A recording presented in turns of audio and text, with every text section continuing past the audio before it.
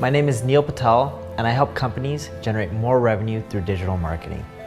Entrepreneur Magazine said I was the #1 marketer in the world, and they also said I created one of the 100 most brilliant companies. I started my first website at the age of 16. I took all the money that I earned from working at an amusement park, and I paid a marketing firm. The marketing firm provided no results, and I quickly learned that I wasn't alone. Out of my frustration and from being broke, I had no choice but to learn marketing. My first client was a power supply manufacturer. I helped them generate another $25 million in sales, and from that point, I realized the power of marketing. I helped everyone that I could, and I built my reputation by being honest and over-delivering. I've helped companies like Google, NBC, Viacom, General Motors, eBay, but nothing's more satisfying than helping small business owners succeed. I founded 4 multi-million-dollar companies, and I've learned all the mistakes that you should avoid. I've written about them on Forbes, Entrepreneur, Inc., Fast Company, and even on my own blogs. It's so awesome to know that colleges from all around the world are teaching my material in their classroom. Over the years, I've received awards from the President of the United States, the House of Representatives, and the United Nations. People believe marketing is expensive and difficult. Fortunately, that's not true. There is a formula. Even if you don't have a technical bone in your body, you can get results. And my mission is to share this formula with you.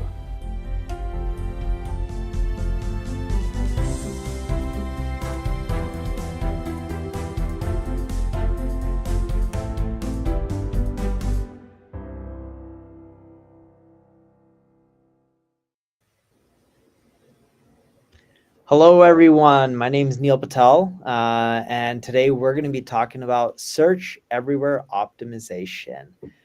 I am dialing in from Brazil in the LinkedIn office, so if it's a little slow and choppy, you could blame the $3 trillion company Microsoft for my internet connection, so I do apologize for that. Although they are great, gracious hosts, so we do appreciate them having us. All right, so let's dive right in. As I mentioned, today we're going to be talking about search everywhere optimization. My name is Neil Patel. I'm the co-founder of NP Digital. I have with me Nikki and Carly. You guys want to give an introduction of yourselves?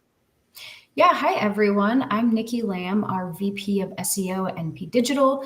I've been fortunate enough to work with large Fortune 1000 companies my whole career. I'm super passionate about SEO. I'm very excited to talk to you today about search everywhere optimization. Thanks for coming.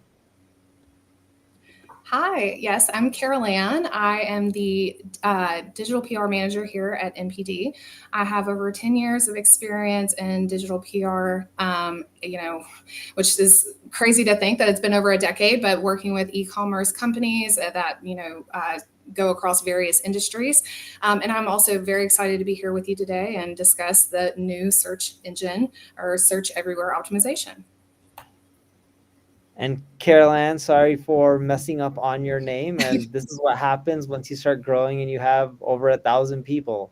I wish I could know everyone personally, but it actually does get very, very difficult after a while. Like being here in Brazil, I met someone again and they're like, yeah, we met 4 times. I was like, my bad. But it's really hard. I do try to actually get to know everyone, but it is extremely difficult at size and scale. And when you think about NP Digital as an agency, not only do we have a lot of employees, but we work with a lot of big brands. We won a lot of awards. It's because the strategies and the tactics work. And a lot of these companies work with us because of search everywhere optimization. It's a proven strategy, and we're going to end up breaking it down. And you'll see in a bit why you need to refocus how you think about SEO from search engine optimization to search everywhere optimization. The biggest reason is, even though Google is the leader when it comes to the search landscape, AI chatbots, social media channels are climbing extremely fast. It's not just other search engines, it's AI chatbots and social media channels are really improving at a rapid pace. Google still remains the majority leader when it comes to search. The second most popular search engine, funny enough, is YouTube, which is owned by Google, but they literally control the #1 and #2 spot. 92.96% of global traffic comes from Google Search, Google Images, and Google Maps. It's kind of crazy on the traffic that Google has compared to some of the other different websites out there, especially when it comes to driving traffic to websites, right? Use Facebook and Instagram. These channels are popular. More people are using them from search, but you're browsing and you're clicking through videos and scrolling. On Google, on the other hand, you're literally doing a search, you're clicking, and you're going off to another website. But the alternatives are increasing at a rapid pace. Back in 2020, we did a survey. And when we did a survey, we were asking people, hey, where are you going to ask questions, right? What are you using? Are you using search engines, social media? Back in 2020, more people were like, yeah, we're just using search engines. We're getting all our answers from there. Fast forward to today, people are asking their questions. I know there's many different types of searches, but for questions, they're going to search engines, social media, AI chatbots. And I know it adds up to more than 100%, but that's because people are using many of these channels. They're not just using Google anymore. They're using Google and social media and AI chatbots. And you're going to see AI chatbots and social media climb at a much more rapid pace. One of the big reasons is the attention is divided. When you're looking at places for Gen Z, a lot of them are turning to Instagram and TikTok to do a search before Google, according to a Google VP, right? TikTok and Instagram are really well used by the younger generation. Facebook is still well used by the older generation and pretty much any demographic out there. People are using Amazon for search. You're searching for products to buy. People are using Pinterest for discovery, even ChatGPT now. I was in an event here at LinkedIn. I asked the people around the room, how many of you guys use ChatGPT to search? Literally almost every single person raised their hand. Winning in 2024 means going beyond Google. It means taking your strategy for Google, the content that you're creating, and applying it to all the other channels out there.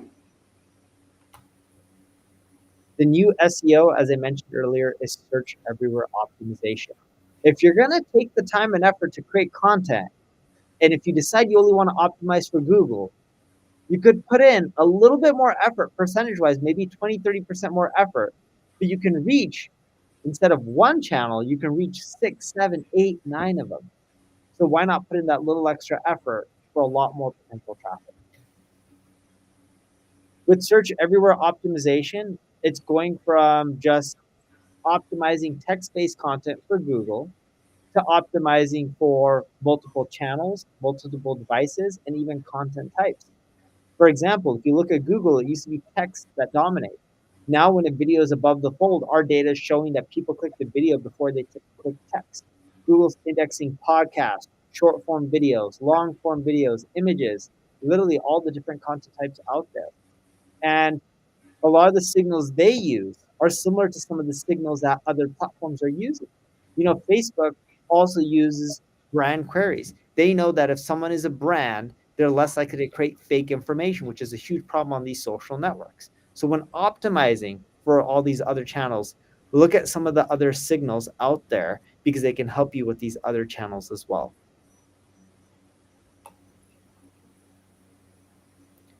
And when you think about visibility, visibility comes in many different forms, from text to images to videos to apps.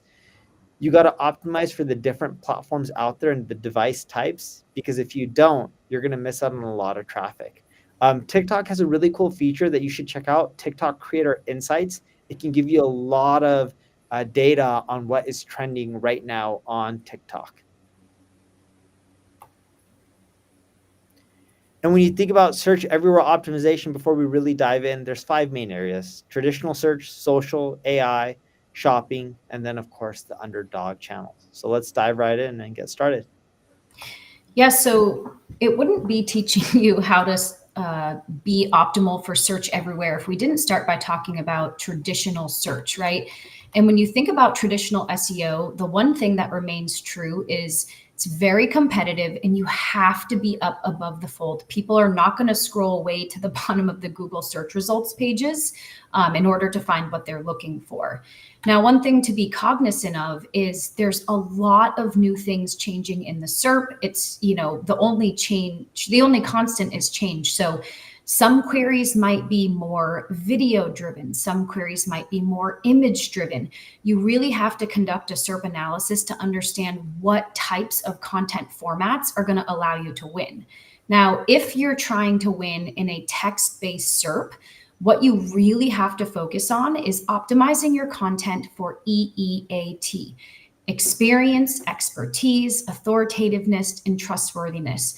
I won't read you everything on the screen here, but it's really about leaning into all of the different ways you have to show Google and users both that you deserve to win within certain topics. So showing your expertise and weaving in that firsthand experience into your content is incredibly powerful. And if images are appearing heavily in the SERP, you also want to make sure that you're not forgetting to optimize those. So you want to use high quality imagery, make sure that you've got descriptive alt text in place, and add captions to provide even more detail if you want to win with images. Now, if you have video content, you're going to want to make sure that you optimize that as well. Something to keep in mind with video content is if you have a page on your website, you're not going to be able to rank your video in the SERPs unless the video is the main content on the page. That's a change that Google made recently, so it's something to be aware of. But videos are eligible for indexing, and they can be a key part of how you drive users to your website. Once they're there, it can be a key way to keep them engaged and on site. Now, another thing you're going to want to do is keep an eye on what's trending on social media. Neil mentioned some really awesome TikTok tools. You can also just go to TikTok and type in things that are relevant to your brand and see what's trending. For example, if you're in the fashion or retail or luxury handbag space, you might see that there's a recent trend on TikTok around quiet luxury and old money aesthetics. Now, some of the top brands out there, like Bloomingdale's, have already created web pages on their website to capture the search demand that ends up hitting Google. So what happens is these trends blow up on social media, in this case, TikTok, and that leads to new searches happening on Google. Now, if I were Tory Burch, they rank number 46 for quiet luxury crossbody bags. They need to create a page that is better targeted for that query and take advantage of this trend that started on TikTok. Now, tapping into the power of YouTube is really important. Neil mentioned it at the beginning of this call, right? Google is still, the biggest way that people find what they're looking for. Well, the second biggest search engine is YouTube, also owned by Google. But of course, you have to make sure that you've got a strategy in place if you also want to win on YouTube. And you do that by making sure that the video content you're creating is based on demand. So use tools like Answer the Public or vidIQ to understand what are people searching for on YouTube. And that way, when you have a strategy and you're spending resources and budget to create video, you know that it's on topics that are in demand and things that people are searching for. Once you produce your YouTube content, make sure you optimize it. That's the only way that you're going to get found. Things like titles, descriptions, your tags, and the engagements of your video are really critical to focus on. All right, now what about other search engines? Don't forget that whether or not you should focus on specific search engines really depends on where your target audience is located. So make sure you're diving into your analytics like Google Analytics, Adobe Analytics, Google Search Console to understand where your audience is located and whether or not you might be missing an opportunity to better reach those audiences based on where else they might be searching beyond Google. For example, a lot of people have been talking lately about the growth of Bing. Now, I have said in the past that our clients at NP Digital have seen increases in Bing traffic. It's not crazy substantial, but depending on your demographic and who you're trying to reach, Bing could be an excellent way to reach more of your audience. And I won't go into the nitty gritty here, but there are some specific things that you can do to optimize for Bing. Oftentimes, if you're optimizing for Google, the same tactics are going to help you be successful on Bing. But if you have an audience that's more likely to be searching on Bing, it'd be a great idea to brush up on these basics for Bing and make sure that you're optimizing here as well. All right, now what if your audiences are beyond the United States? You have another consideration.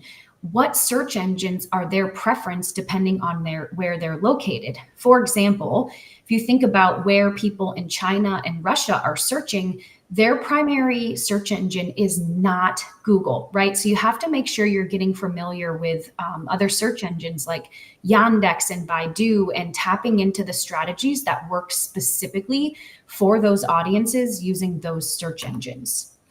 So some of the basics, just make sure you know the search engines for your target market and don't just translate your content.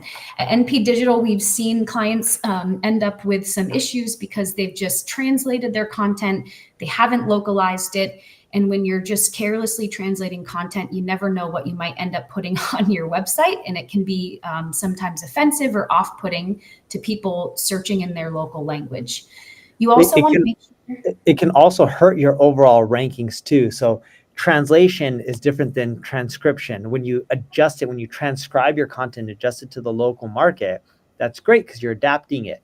But Google looks at your site as one whole site. So if you're in 20 different countries and you have 20 different languages in theory, assuming they don't all speak English, and 19 of them are done or 8 of them are done really poorly, if the 8 are done really poorly, they affect the other 12 that are done correctly because Google evaluates your site as a whole, not just a section or a page. Yep, absolutely. Great point, Neil. And another thing you also want to focus on is making sure that you're really targeting local link building, right? You need to build up your authority within each country that you are trying to rank within. And don't forget how important technical is for a global website. You got to make sure that you're nailing your hreflang tags and also optimizing that URL structure. So now let's explore the concept of optimizing for social media, also known as social SEO. With one in three people turning to social platforms to find answers, optimizing your post just as you would for your website can significantly have advantages. As social media increasingly becomes the go-to for finding answers, especially among younger generations, it's essentially important to optimize for social SEO. With platforms like TikTok being used as search engines, businesses and individuals alike have a unique opportunity to enhance visibility. By focusing on social SEO, you can boost your brand's awareness in the platforms as well as in the SERPs, drive more engagement, and even improve your traditional SEO. Like search engines, social media platforms have their own algorithms for determining which content is shown in the newsfeed and in the search results. Understanding how to optimize your content increases these chances of users seeing your post within the platform. When it comes to best practices, you're going to want to ensure that your strategy incorporates the following points. Logical handles and profile names that are straightforward, reflect your brand or business, complete profile names that help search engines index your pages accurately, keyword optimization to enhance your posts, making them more likely to rank, and incorporating high quality visuals to stand out amongst the crowd, as well as boost the engagement. And then lastly, leveraging trend related content that uses popular hashtags to boost your content reach and tap into larger conversations. By blending these elements seamlessly into your strategy, you can create a holistic approach that strengthens your presence across social platforms.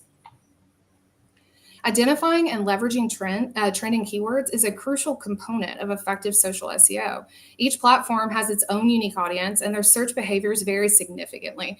To stay ahead, you need to research and use trending keywords that are specific to these platforms, which can be done through platform-specific tools such as TikTok's Creator Search Insights, where you can tap into popular trends, or performing a manual search online, as shown here in the YouTube example on the right, where you can simply type in a keyword in the search bar and reveal a wealth of related search inquiries. Both methods are straightforward yet powerful ways to ensure your content aligns with the current needs and keywords, maximizing your reach and engagement on each platform. Prioritizing informational keywords is essential for effectively connecting with your audience, especially when you're reaching or searching for specific knowledge or answers. In the realm of social media, where engagement and content relevance are key, understanding and targeting these keywords can significantly boost your visibility and influence. Tools like Answer the Public, these keywords tools like Answer the Public can help identify the exact questions your audience are asking, allowing you to tailor your content to meet the needs directly. By focusing on these keywords in your social strategy, you'll position your brand as a trusted resource, driving organic research and fostering deeper engagement with your audience. Engagement. And with Answer the Public, really quickly, you can end up seeing keywords from all platforms: TikTok, Google, Amazon, YouTube. It pretty much is taking data that we can gather from some of the most popular platforms and giving it to you in one interface. Yes, great point and great call out. Thanks, Neil. Engagement is the cornerstone of a successful social media strategy, drawing your audience back to interact with your brand. As you can see here on the left, short form video is particularly big on platforms like TikTok and Instagram Reels, boosting the highest engagement at over 31%. However, don't underestimate the value of long form videos and podcasts, which delve deeper into topics, fostering stronger connections with your audience. Text-based content also plays a vital role, like how-to guides, listicles, dominate engagement as their formats align with the demand of practical advice and solutions. So what's the key takeaway here is that you want to diversify your content strategy by blending video and text-based formats, each tailoring to your audience's preferences to maximize your organic reach and engagement. So when it comes to optimizing for LinkedIn, it's essential for professionals and businesses aiming to maximize their reach and impact on this platform. Start by searching for keywords your target audience is searching for to craft your profile and content. Aim to build a strong professional profile that has high quality pictures, a compelling headline, and a keyword-rich summary that highlights your skills and achievements. Optimizing these areas will not only make a strong first impression, but will ensure that you're aligned with the right audience. And then, of course, next, establish a well-formulated content calendar to keep your posts consistent and relevant, staying top of mind within your network. Each post should be featuring engaging copy tailored to your professional audience with captions that encourage interaction, hashtags to boost discoverability. This strategy will not only enhance your professional brand, but also build valuable connections and opportunities within your industry. Similar to LinkedIn, brands need to focus on optimizing both their profiles and contents to thrive within Instagram. Start by refining your bio and handle with relevant keywords that clearly describe your brand and products, making it easier for users to find you. Use captions strategically by incorporating keywords naturally and leveraging a balanced mix of popular and niche hashtags, which could incorporate the keywords, to broaden your reach. Additionally, adding location tags can significantly boost your content's visibility, especially for local searches out there. Engagement is crucial, so maintain a consistent posting schedule and encourage your user-generated content to come in. Partnering with influencers can further amplify your brand's reach and attract engaged followers. By staying authentic and maintaining a consistent presence, your brand will be well positioned to thrive on Instagram. And also, to succeed in Facebook, brands need to focus on optimizing strategies that maximize the visibility and engagement. Just like with Google, keyword research is crucial. Identifying relevant keywords and incorporating them throughout your content, whether it's in your profile, your captions, post text, it doesn't stop there. It makes sure you need to include it within your about section, ensuring this section is fully filled out, including accurate contact information as well. This not only improves your page's searchability, but it can also build the trust with your audience, making sure your page name is clear and aligns with your brand identity. In addition, claiming a vanity URL is a very smart move. It makes your page easier to find and to share. And don't forget to keep an eye on your competition to stay ahead of the game. With TikTok, brands need to embrace the platform's distinct culture, which prioritizes authentic, trend-setting, entertaining pieces. While the basics of optimization, like research and content strategy, apply here just as they do within Google, TikTok requires a more creative use of keywords, incorporating them into the spoken context, text overlays, captions, and hashtags. Additionally, collaborating with influencers can significantly increase your brand's visibility and connect with new audiences seeking the solutions you offer. So with short-form video content transforming how people consume information, TikTok's algorithm presents a unique opportunity for brands to boost engagement, broaden their results, and establish them as industry leaders. So consistently posting maybe 1 to 3 times daily is key in maintaining a strong presence and high engagement levels. And there's definitely emerging opportunity when it comes to optimizing in Reddit, especially with Google increasing features, Reddit's discussion within the SERP results, making the platform a valuable brand discovery channel. When optimizing for Reddit, focus on community engagement. Start by identifying subreddits relevant to your niche, as each of them have their own rules and culture, and participate in these discussions by contributing valuable insights. Crafting posts and adding genuine value, whether it's through insightful comments, answering questions, or sharing unique content. Use concise, clear titles to capture attention and avoid over self-promotion. Instead, build credibility by engaging consistently. Remember, Reddit users value being authentic, so be transparent, prompt, and contribute meaningful to discussions. Okay, let's talk about AI. It wouldn't be search everywhere optimization without talking about AI, right? You heard Neil mention earlier that he's on site at LinkedIn. And when he asked a large group of people, how many of you are searching with AI or ChatGPT, pretty much everyone put their hands up, right? So if you want to be future-proofing your strategy and maximizing your visibility everywhere people are searching, you have to be accounting for AI. Now, whatever you call it, right? Generative engine optimization. Some people call it LLM optimization. Again, it's a critical part of how you plan for the future. And if you even think about all the changes that have been going on with Google, right, who we've said is the #1 way that people still find information, they've continued to expand their new AI overviews, which is their AI generated answers that are right in the SERP. This rolled out to the United States more fully back in May, and they've just recently announced that they're rolling it out to a bunch of new countries. So it's definitely here to stay, and you want to find a way to rank and capture visibility in this new search landscape. Now, some of the best practices that will work for your brand, regardless of which platform you're trying to go for, right? Google's AI overviews, Perplexity, ChatGPT. These are some of the things that you want to focus on. Getting mentioned, right? When you go to these AI tools, they want to leverage brands that they trust, brands that are talked about a lot online. So you need to make sure that you're getting mentions and links from all across the web from relevant, trustworthy sources. Now, I talked earlier about EEAT being, really important for your written content. So again, expertise, authoritativeness, trustworthiness, you need to make sure that you are taking a step back and thinking about how you incorporate these signals into your content. You can do this by leveraging expert authors who are, credentialed, they're proven within their field. You can do this by showcasing the awards that you've won, the certifications that your organization has. You also have to make sure that you're covering your topics very thoroughly, right? Long tail keywords, and we'll actually talk a little bit more about that later, but long tail keywords have been an important part of SEO for a long time, and they're here to stay when it comes to how you optimize for AI.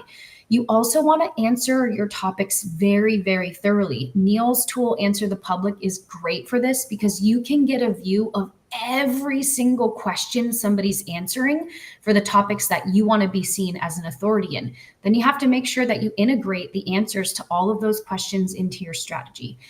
And of course, similar to traditional search, you have to make sure that you've got your technical SEO best practices in place as well. Now, let's talk a little bit about ChatGPT specifically. Neil has an amazing post on his site about these factors that you can see on the right-hand side. But some things to call out that you might not be thinking about, right, is the age of both your website and how long you've been selling certain products or being seen as an authority within that space. So in addition to some of the things we just talked about, like brand mentions, these things are going to impact your chance to rank with ChatGPT. And now let's talk about the new kid on the block, right? ChatGPT is announcing this big new search engine that's going to compete with Google. And it's not taking market share yet, right? Because it's not widely available to the public. It's only been released to a small number of, early testers. But it's not a bad idea to be thinking about how can you future-proof so that as people do start getting access and using Search GPT over, say, Google, that you're ready to go. So follow the tips on screen to start getting prepared today.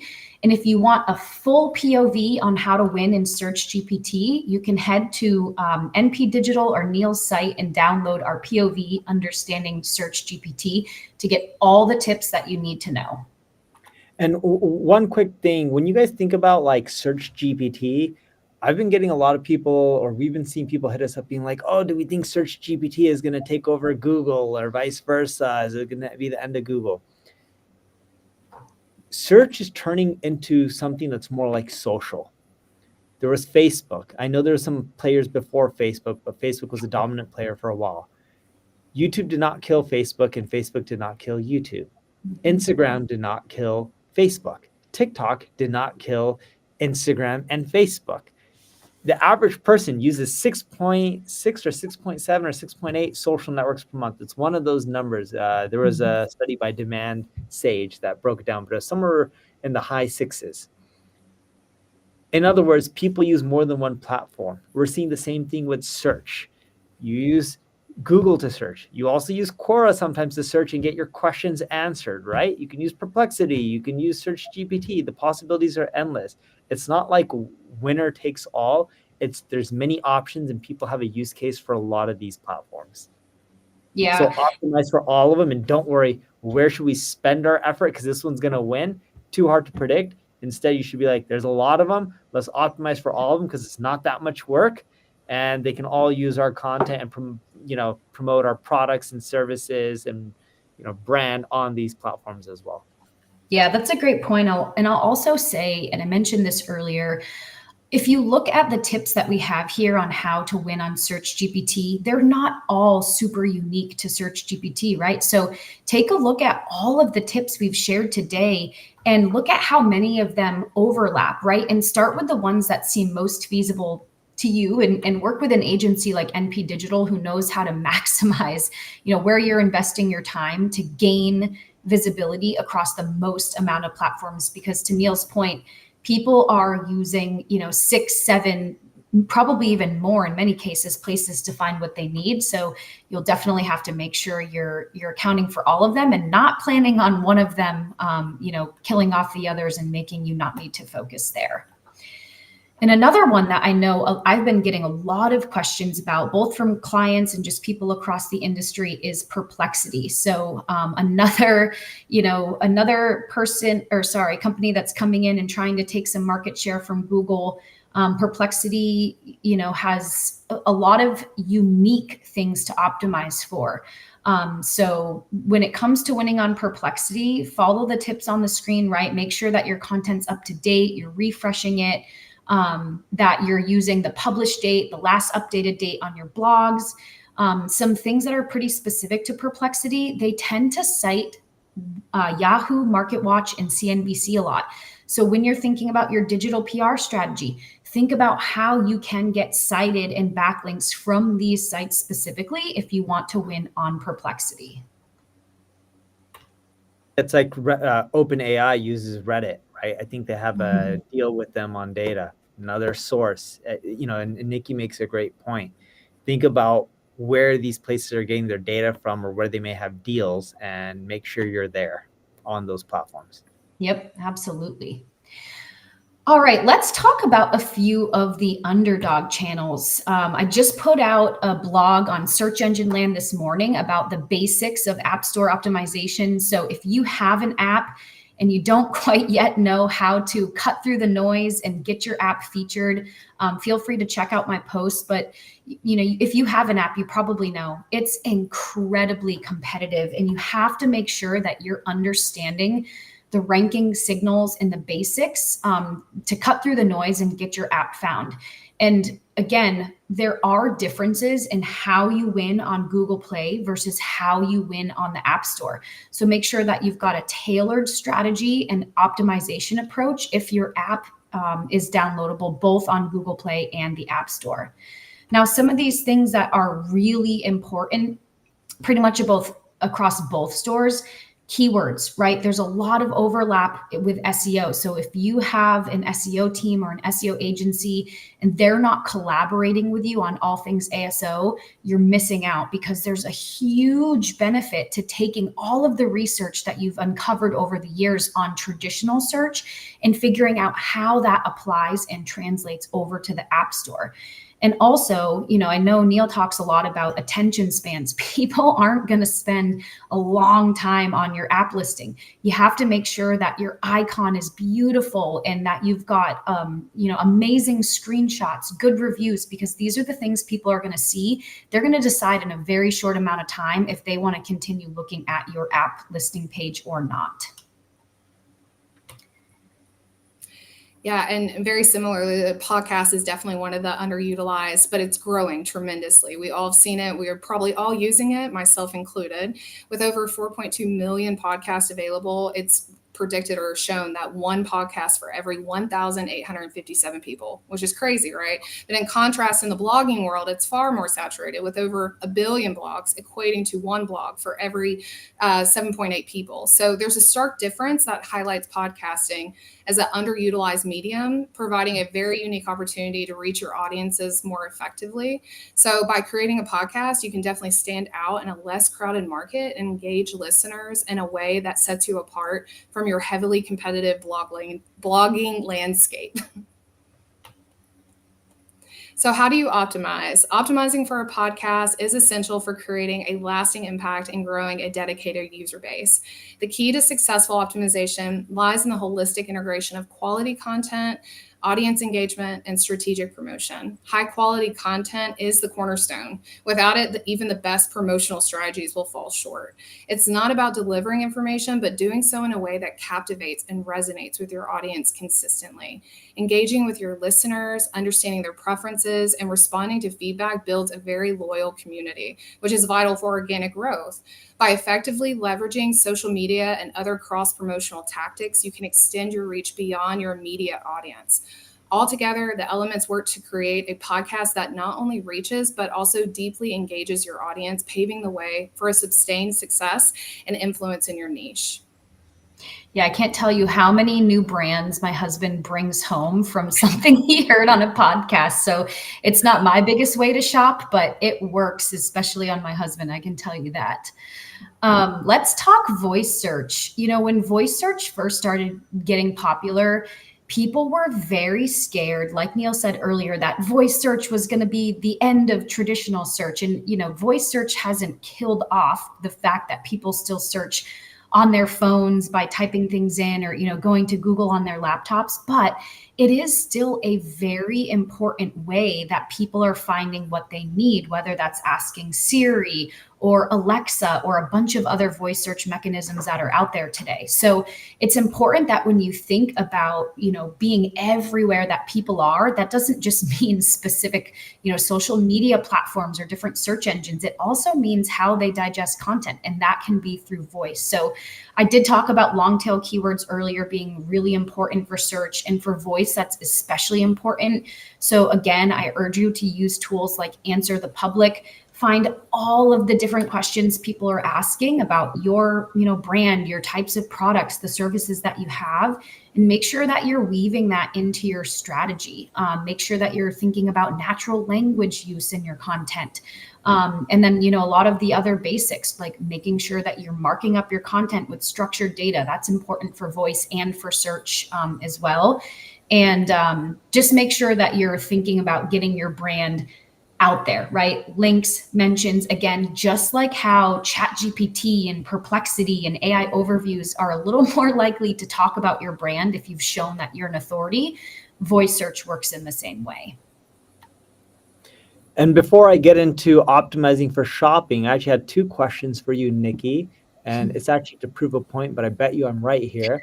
I'm going to take a guess, Nikki, that your husband has a college degree and has a good corporate job. Are those both 2 accurate? You nailed it.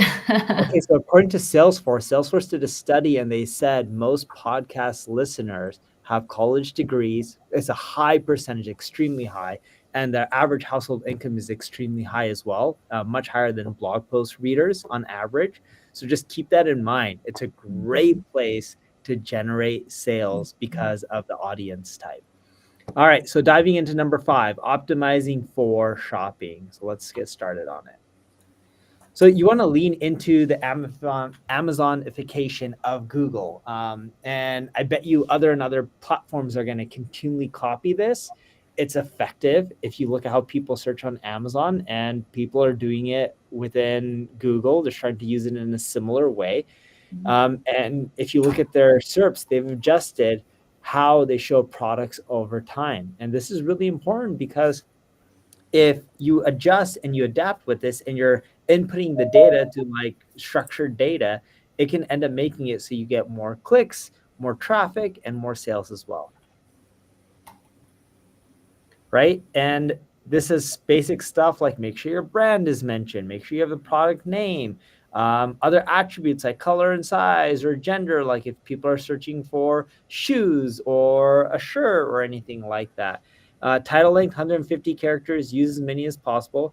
Titles are truncated to 70 characters. Keep your most important information in the first 70, but that doesn't mean you can't use all of them. Just keep in mind it's truncated because it all helps with SEO.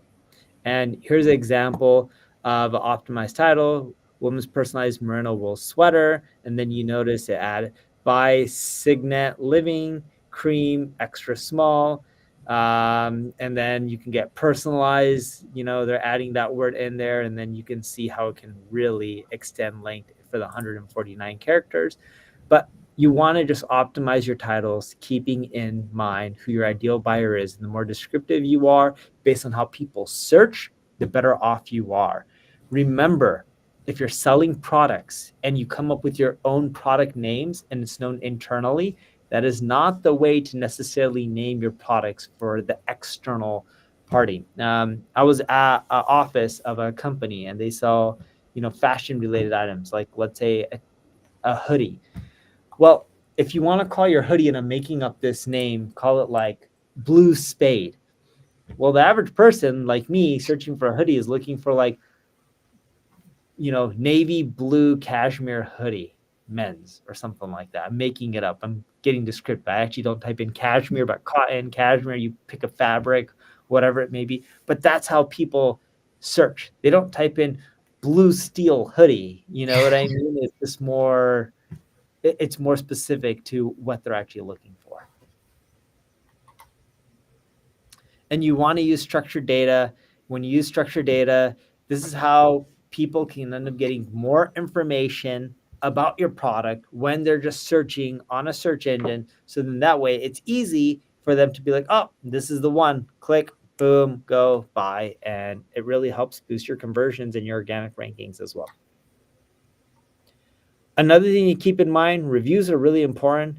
We looked at organic traffic for pages with reviews, and people who had more than, call it 151 reviews or more, noticed a substantial increase in organic traffic of 700 plus visitors a month. That's quite a bit. Ideally, you just don't want more reviews. You want more good reviews. If they're really crappy reviews, it's also going to hurt your traffic over time. And Amazon is the most popular search tool for online shoppers. It has been for a long time. It's continually increasing in popularity globally as they, expand in India and Germany and all the other countries that they're trying to just get more and more market share. Through tools like Answer the Public, which we mentioned earlier, you can get all the data on what people are searching for on Amazon within your industry, which can help you optimize. How to optimize for Amazon. You can see it on the left side, product title, details, make sure you have the keywords, image display, video creation. The big thing that is really important that's not in here that people take for granted. You need to make sure your products are amazing, where you have a 4.5 star or better average rating when it comes to reviews.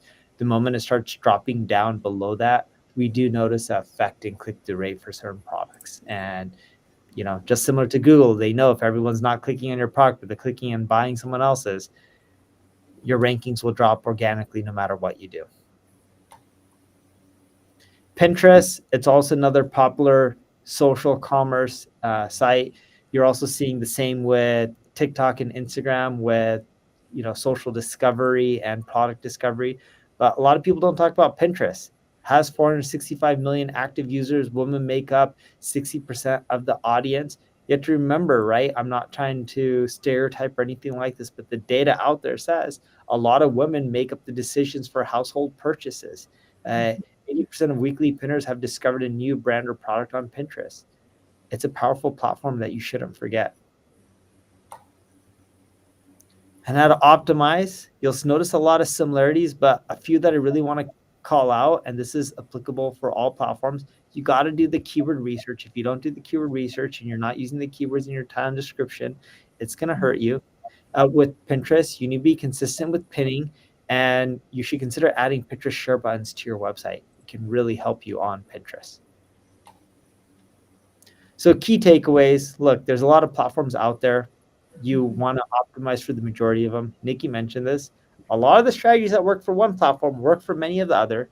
You can repurpose. It's not rocket science. It's pretty easy. If you do that, you'll do quite well over time with all these platforms and making sure not just your brand is there, but your products and services that are there too. We specialize in pretty much any digital marketing channel that you can think of. If you need help with your search everywhere optimization, you can always scan the QR code and book a call with our team, or you can just go to npdigital.com. We really do search everywhere. And I even help people personally, although our company doesn't do this. I've helped even people personally optimize their booking.com or not booking, Airbnb profile to ensure that they're ranking as high as possible. People search everywhere these days. So true. We also have a virtual summit that's coming up, The Future of Marketing, and it's going September 24th, 5th, and 6th. The first few days of the summit are completely free. Scan the QR code to join. We have amazing speakers from not only the NP Digital team, but for some of the biggest brands globally that are going to share their tactics and strategies that are working for them to scale, that allow businesses of all sizes to do well if they just use some of these tactics. And of course, our next webinar is on Search GPT and how you can get ready for it. So if you're interested in Search GPT, which I'm hoping most of you guys are anxiously waiting for it to get out there into public release, scan the QR code. We're going to be talking about it heavily in our next webinar. Thank you. Now let's get into some questions. Awesome stuff, Carol Ann, Nikki, Neil. Thank you so much. Lots of comments, lots of questions, lots of good stuff that we somehow got through. 48 minutes. Let's see here. Let's start with this one. Probably for Nikki, but anyone feel free to chime in. Is there a way to strategically optimize for these chatbots? And then there's sort of a follow-up question to that. Are there technical sort of things that we should be aware of that play heavily, into getting that visibility within chatbots? Let's start with you, Nikki, and then if others have something to pile on, please do. Yeah, great question. I mean, one thing I mentioned in the presentation is just even putting yourself in the shoes of the searches that you've done with these AI chatbots, and you think about the answers that you get back, right? Whether you're searching for the best brand of baby diapers, or where should I, go buy a refrigerator since mine broke, you're often going to get back places you've already heard about or brands you've already heard of. And the reason for that is because these AI chatbots, they want to lean on brands that are trustworthy, that are authoritative. And you can only be seen that way by these AI chatbots if you are getting linked to and mentioned from all across the web. A lot of them, especially ChatGPT, also rely heavily on Wikipedia as a source. So if you don't have a presence on Wikipedia, it's a great idea to try to get a page published for your brand. If you're a big brand and you don't have a Wikipedia page about each of your specific products, that's something that we've also helped some big brands with. So, making sure that you're seen as authoritative, trustworthy through links, mentions, a Wikipedia presence, that's definitely a big one. On the technical side of things, we know that as the web gets more and more saturated with content, which is only going to get crazier as more and more brands start to rely heavily on, scaling their content programs through using AI, that using structured data is a really great way to make sure that your content on your website is the most discoverable and understandable to machines as possible. So I know that, Google retired some certain types of markup helping you in the SERPs, like FAQ and stuff like that. That schema still helps with a lot of other things. So from a technical standpoint, and how to win on AI chatbots, I'd definitely be thinking about maximizing the schema markup across your website. Awesome response. Thank you so much, Nikki. Let's see here. Here's a good one. Oh boy. Let's leave this one to Neil. What are your thoughts on buying domains that include keywords? Is that something that still works? Like, what's the scoop with that? Is it something that we should bother doing? Any benefit there? It doesn't work as well as it used to. And the reason being is it can actually provide negative signals. There's some unique domain names like hotels.com. When someone types in hotel, they're looking for a hotel typically. But there's more generic domains out there. And I'll give you a great example of this.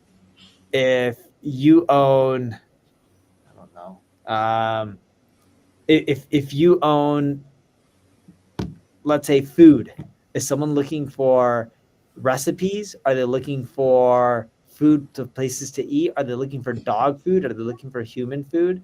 So then if someone types in dog food versus human food and you're trying to rank for all terms, or let's say if you only create human food and people keep typing in dog food, well, it hurts you because you're not there and you don't have things related to dog food, right? It's just like you have the keyword in your domain name. It works if you can cover everything under that spectrum for that keyword, but most people can't. Like if it's something generic like fashion, is it fashion that you sell or is it Paris Fashion Week? That's two very different things. The person looking to click an article, it can mess up your CTR, even if they just, and that's probably a better example. If they just type in fashion, are they looking for clothes or Paris Fashion Week? Well, if they go to the Paris Fashion Week because you're not covering that, it can really hurt your rankings because it sends negative click-through rate signals to you. Got it.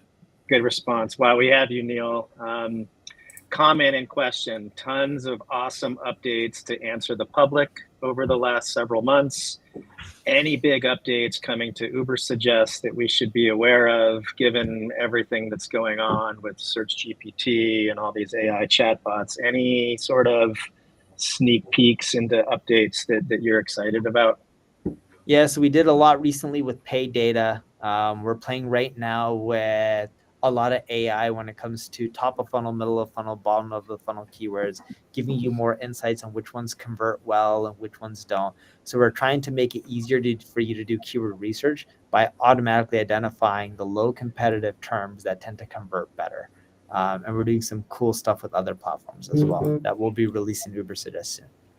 Awesome. Lots of Uber Suggest fanboys and girls out there. Maybe let's let the ladies answer this one.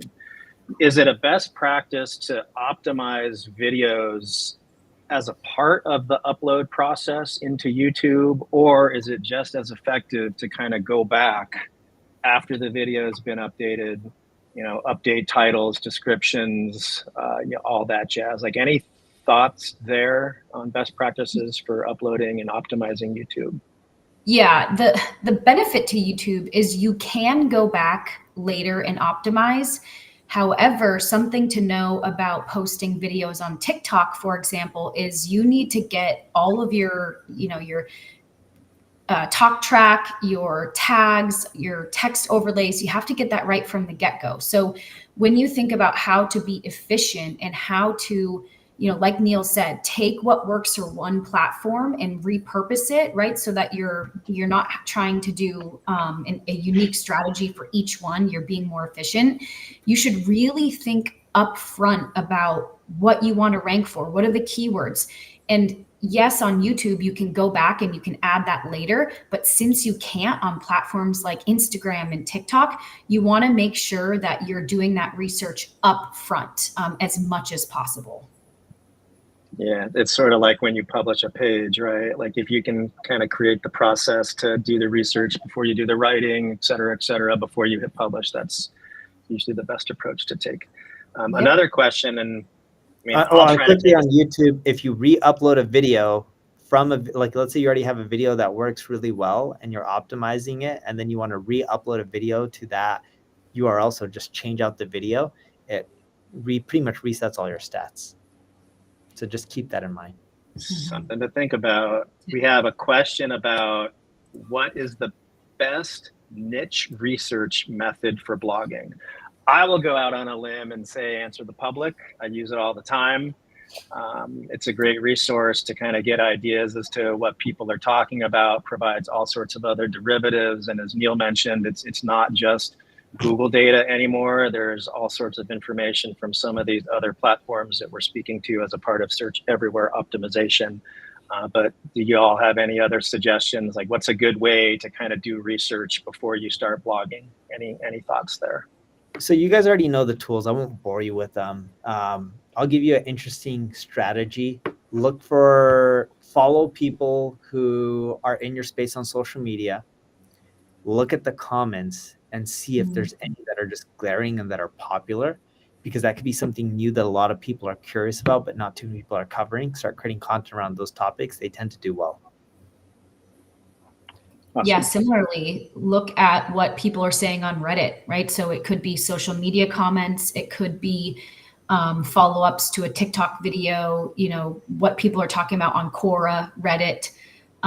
These are great ways to think about, what people think about your product, your services, even reading through reviews, right? Getting an idea of what people love about your brand or your products, getting an idea of what people don't love about your brand or your products can help you formulate your content marketing strategy based on how people are actually responding today. Great. Yeah. And go ahead. Sorry. Yeah, I was just going to agree, because one of the major things that I typically do is I do a lot of manual searches, and I dive into, again, what's been posted within the last year. And then, as Nikki and Neil both said, kind of, data scrape, as you will say, to see what people are saying, what the reviews are. And while it's a timely process, it's a beneficial process. I mean, you can definitely use the tools, as again, Neil and Nikki both mentioned, like Answer the Public. We've used other data scraping tools for Reddit to see, again, where the opportunity lies, which are really incredible. But sometimes even a really good deep dive manual search can benefit you as well. Awesome, Pylon. Thank you so much. We'll end with this one. how do you get your podcast noticed? Is there any tips or tricks? Neil, you've got a pretty popular one. Not sure if you've got some advice for soon-to-be podcasters out there. People search through keywords, so include the keywords in there. You guys saw the chart in the presentation. This is online somewhere on one of the social platforms. You'll be able to see a recording like X or anywhere like that. Or at least on my social profile on X, you'll get the recording. And it has the average length. But here's the funny thing with most app stores that people don't realize. It's not about the number of ratings and reviews. It's actually the number of people that subscribe to a podcast. Like in the app store, if you can just jack up that number and get a lot of people to subscribe, your rankings just shoot right up. They're not as sophisticated as like Google's algorithm. I don't mean that in a bad way. It's actually easier to, Well, another amazing free webinar and a playback link will be shared.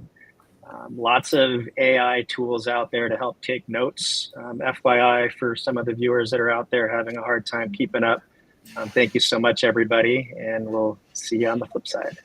Thanks for and if you tuning need in. marketing help, Everyone. check out NP Digital. Take care, everyone. Thank you. My name is Neil Patel, and I help companies generate more revenue through digital marketing. Entrepreneur Magazine said I was the #1 marketer in the world, and they also said I created one of the 100 most brilliant companies. I started my first website at the age of 16. I took all the money that I earned from working at an amusement park, and I paid a marketing firm. The marketing firm provided no results, and I quickly learned that I wasn't alone. Out of my frustration and from being broke, I had no choice but to learn marketing. My first client was a power supply manufacturer. I helped them generate another $25 million in sales, and from that point, I realized the power of marketing. I helped everyone that I could, and I built my reputation by being honest and over-delivering. I've helped companies like Google, NBC, Viacom, General Motors, eBay, but nothing's more satisfying than helping small business owners succeed. I founded 4 multi-million-dollar companies, and I've learned all the mistakes that you should avoid. I've written about them on Forbes, Entrepreneur, Inc., Fast Company, and even on my own blogs. It's so awesome to know that colleges from all around the world are teaching my material in their classroom. Over the years, I've received awards from the President of the United States, the House of Representatives, and the United Nations. People believe marketing is expensive and difficult. Fortunately, that's not true. There is a formula. Even if you don't have a technical bone in your body, you can get results. And my mission is to share this formula with you.